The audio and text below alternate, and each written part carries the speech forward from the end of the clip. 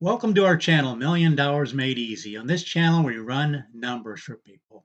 Where do we get these numbers from? We use the actual historical returns for the S&P 500 for the last 100 years, which includes the Depression years. We project ahead what similar returns might do for you in the future. They won't be identical, and the resulting numbers are simply a possible range of what may happen in the future. In this video, we're going to examine somebody who's 29 years old. He has 21,300 saved up. Again, he's age 29. Says he can save $325 a month. And he also wants to increase that. He'd like to increase that by 3% a year to try to keep up with inflation. So 325 the first year, 335, and so on, going down through here. So what we want to do is run the numbers for every single year. But first of all, I want to show you what we're doing here. These are the 1924 numbers going down. These are the returns. This is how much he's putting in. This is the balance of it. This is the summary box right here. Remember, he's 29 years old. So by the time he's right here, 59, this would be 64. 35 years later, he would have 3.192 if the returns were like 1924. And again, they aren't going to be identical. But we also like to show the graph here because this just shows you how this takes off. If you have the time, first of all, I got to do this for the 36-year period here. Let me show you this real quick here.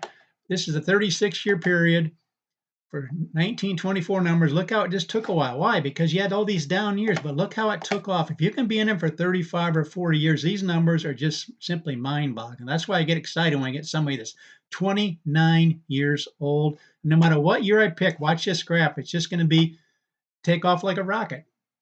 Oh, it goes up and down. But I mean, no matter what year, I'm just picking different years. You can see all the returns changing over here. But look how it ends up. I mean, look how it dropped right there, but it came back. So what we want to do is look at every single year and go ahead and look at the numbers again for the 36-year period. Because he's 29 now. This would be when he's 65. The 38-year period would be when he's 67. So here's the numbers for 36-year period. He would have put in 268,000 by that time. And the worst 36-year period in the last 100 years, looks like it's 1939, is 1.941 million. The median in this column is 2.956, and the highest you're going to see is 5.929. Remember, we said that we're going to give you a range, a possible range of what may happen in the future based on 100 years of data. So here's the actual range for the 36-year period.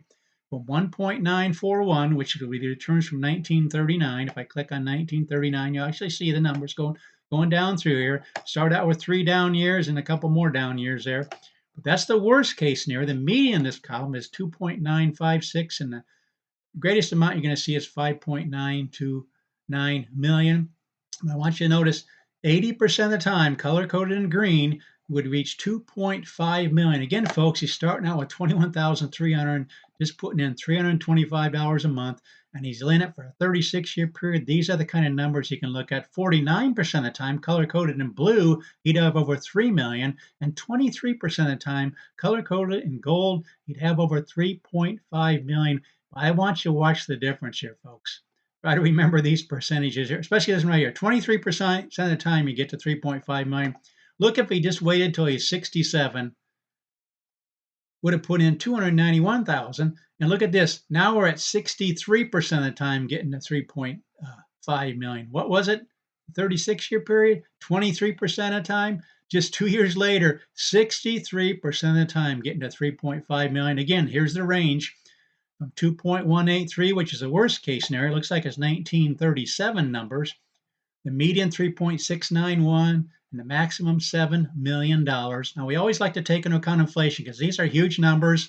Obviously, these are the numbers that would make you a millionaire, but what kind of buying power would these amounts have in a 36 and 38 and all these other years' buying power? We always like to take into account with inflation rate of 3%. What would this 2.183 have in buying power? Again, this is the worst case scenario. That's 1937 numbers. It would have the buying power of 710,000 in 38 years, given a 3% inflation rate. What would this 3.691? You'd have 1,200,000. So in buying power, you would be a millionaire in 38 years, given these numbers. But that's what we do on this channel. We run numbers for people. We just love doing it, especially when we catch people when they're younger.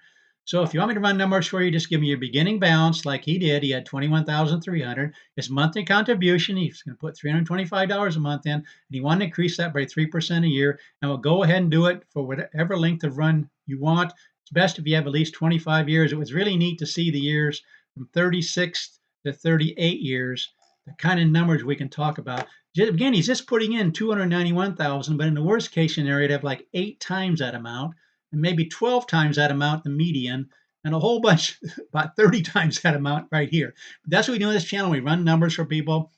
Please consider subscribing to this channel, share it with others, comment, ask me to run numbers if you want in the comment section, like the videos. Just let people know there's a channel out there that'll run numbers to give them some idea of what they might have in the future.